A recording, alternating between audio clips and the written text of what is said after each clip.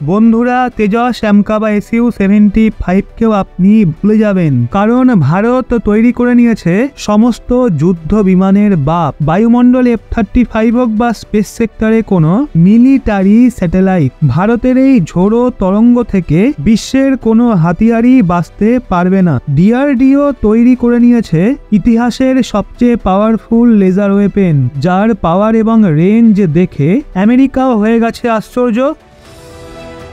বন্ধুরা, আজ DRDO তার ক্ষমতাকে কাছ থেকে প্রদর্শন করাবে, সেই খবরই এসে গেছে। বিশ্বাস করুন, এই খবর হলো ভারতের সেই লেজার হাতিয়ারের যার ক্ষমতা এবং রেঞ্জ এর আগেও তাণ্ডব করেছিল। আপনার মনেই থাকবে ভারতের কালী হাতিয়ার, যেটা অপারেশন সিয়াচেন গ্লেসিয়ারেতে পুরো বিশ্বকে নিজের ক্ষমতা প্রদর্শন করিয়েছিল। ওই সময় শুধুমাত্র একটা কালী ভার্সন 1 ছিল, কালী 10,000, তারপর কালী 20,000 পর্যন্ত ভারত ভার্সন তৈরি করে নিয়েছিল। এখানে আমি আপনাদের বলে রাখি, কালী একটা এমন ডেডলি ওয়েপেন যেটা শত্রুদের ফোর্সকেও যুদ্ধের আগেই পঙ্গু বানানোর ক্ষমতা রাখে। এটা শত্রুদের ট্যাঙ্ক, যুদ্ধবিমান, নৌসেনাদের জাহাজ এবং মিসাইল, এমনকি স্পেস সেক্টরে মজুদ থাকা স্যাটেলাইটকেও চোখের পলকে ধ্বংস করতে সক্ষম। ভারতের শক্তিশালী হাতিয়ার কালী ইলেকট্রোম্যাগনেটিক তরঙ্গর তুফান উৎপন্ন করা একটা হাতিয়ার, যেটা কিছু সেকেন্ডের মধ্যেই ভারী মাত্রায় তরঙ্গের বৃষ্টি উৎপন্ন করে, যা থেকে সম্পর্কে আসা যে কোনো ইলেকট্রিক উপকরণকে ধ্বংস করে দিতে পারে। কালী পরবর্তী সময়ে একটা মাইল ফলক প্রমাণ হতে পারে। তো বন্ধুরা, আজ আমরা কালী হাতিয়ারের বিষয়ে কথা বলবো না, বরং আজ আমরা কথা বলবো কালী হাতিয়ারের থেকেও বেশি ভয়ঙ্কর হাতিয়ারের বিষয়ে। আর সেই ভয়ঙ্কর হাতিয়ারের নাম হলো দুর্গা 2 লেজার ওয়েপেন, যেটা ভারতের ইতিহাসের সবচেয়ে গুরুত্বপূর্ণ হাতিয়ার প্রমাণ হবে। কারণ যে কালী হাতিয়ার ভারতের শত্রুদেরকে কিছু সেকেন্ডের মধ্যেই ধ্বংস করতে পারে, তাহলে চিন্তা করুন দুর্গা 2 তার চেয়েও বেশি শক্তিশালী একটা হাতিয়ার।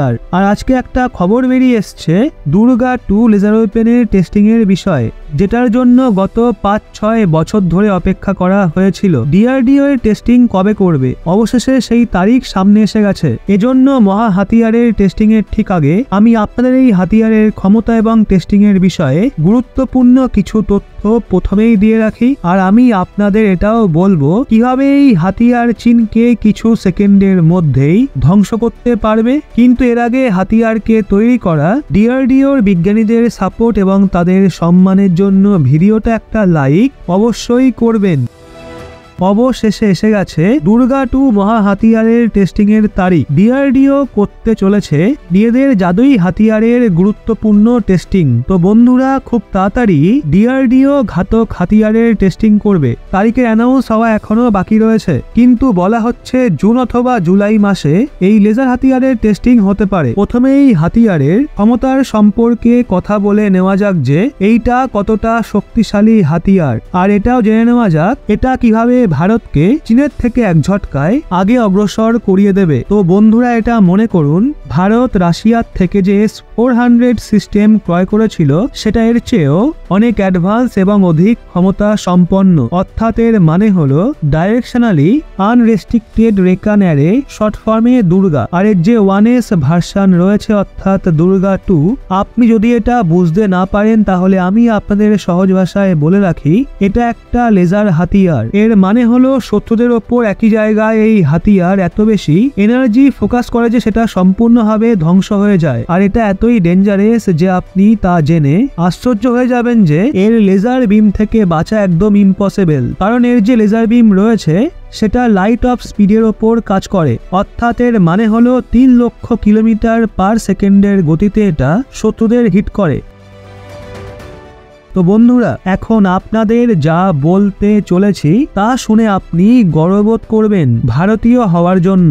আসলে আপনি বুঝতেই পারছেন 3 লক্ষ কিলোমিটার প্রতি সেকেন্ডের গতিতে এই হাতিয়ার শত্রুদের হিট করা দুর্গা 2 লেজার হাতিয়ার কতটা ঘাতক। যদি আমি আপনাদের বলে রাখি, এই ধরনের ডার্ক এনার্জি ওয়েপেন শুধুমাত্র ভারতই তৈরি করছে না, বরং আমেরিকা বিশ্বের প্রথম দেশ যে 11 এনার্জি ওয়েপেনকে তৈরি করে টেস্টিংও করে নিয়েছে। আর অলরেডি নিজেদের নৌসেনাতে যুক্ত করে ফেলেছে। কিন্তু আপনি জেনে অনেক বেশি গর্ববোধ করবেন যে আমেরিকার পরে এখন ভারত বিশ্বের দ্বিতীয় দেশ হতে চলেছে যার কাছে এমন একটা লেজার হাতিয়ার থাকবে। বন্ধুরা, হাতিয়ারের ক্ষেত্রে ভারত কিছুটা লেট হয়ে গেছে। আজ যে কাজ গত বছর অর্থাৎ 2023 সালে হওয়ার কথা ছিল সেটা এখন অর্থাৎ 2024 সালের মধ্যে হতে চলেছে। গত বছর ফাইন্যান্সিয়াল এক্সপ্রেসের একটা রিপোর্ট প্রকাশ হয়েছিল 2023 সালে Bharat the great energy weapon অর্থাৎ দুর্গা 2 এর প্রথম প্রোটোটাইপ তৈরি করে ফেলবে। আর এটাও বলা হয়েছিল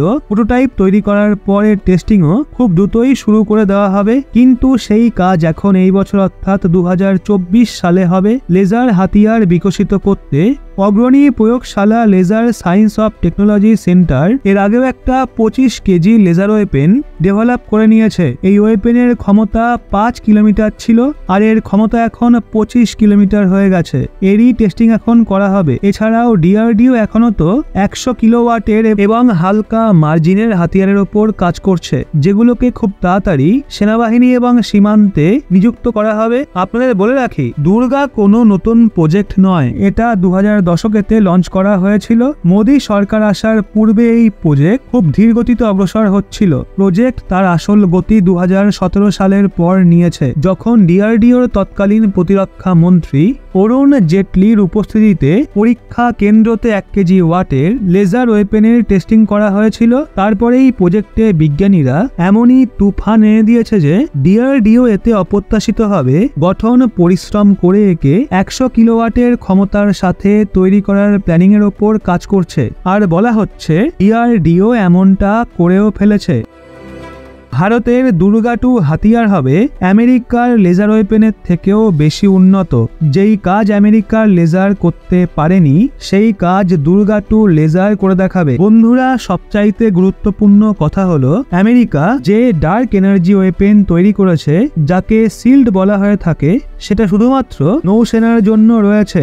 এর মানে হলো আপনি শুধুমাত্র একে নৌসেনাতেই অর্থাৎ জাহাজ থেকেই শত্রুদের ওপর অ্যাটাক করাতে পারবেন। কিন্তু ভারতের যে দুর্গা 2 হবে, যদিও সেটাও 100 কিলোওয়াটের হবে আর তার সাথে ভালো মতোই তার পাওয়ার থাকবে, কিন্তু সেটা এতই কম্প্যাক্ট হবে সাইজে, এতটাই ছোট হবে যে সেটা ভারতীয় নৌসেনার জাহাজেও লাগানো যাবে। আর তার একটা ভ্যারিয়েন্ট ভারতীয় যুদ্ধবিমানের জন্য তৈরি করা হবে। তার তৃতীয় ভ্যারিয়েন্টও থাকবে, যেটা ভারতীয় স্থল সেনার জন্য হবে। অর্থাৎ আপনি যদি দেখেন পরবর্তী বছরের মধ্যেই ভারত স্থলভাগ, জলভাগ এবং বায়ুমণ্ডল এই সব জায়গাতেও লেজার হাতিয়ার দ্বারা দক্ষ হয়ে যাবে। আর অন্যদিকে আমেরিকা শুধুমাত্র নৌসেনার জন্যই এমন হাতিয়ার ব্যবহার করে থাকে। অর্থাৎ এই বিষয়ে ভারত আমেরিকার থেকে এগিয়ে যাবে। যদিও ইতিমধ্যে অনেক লোকেরই প্রশ্ন থাকবে, ভারত এবং আমেরিকা ছাড়াও আরো অন্যান্য দেশ কি এই ধরনের হাতিয়ারের ওপর কাজ করছে? তো বন্ধুরা, বলে রাখি, ডজনেরও বেশি দেশ রয়েছে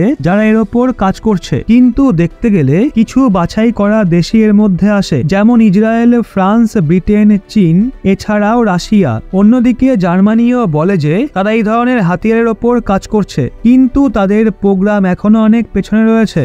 তবে এই 3-4টে দেশ এরা হাতিয়ার ওয়েপেনকে ডাইরেক্ট তৈরি করে ফেলবে।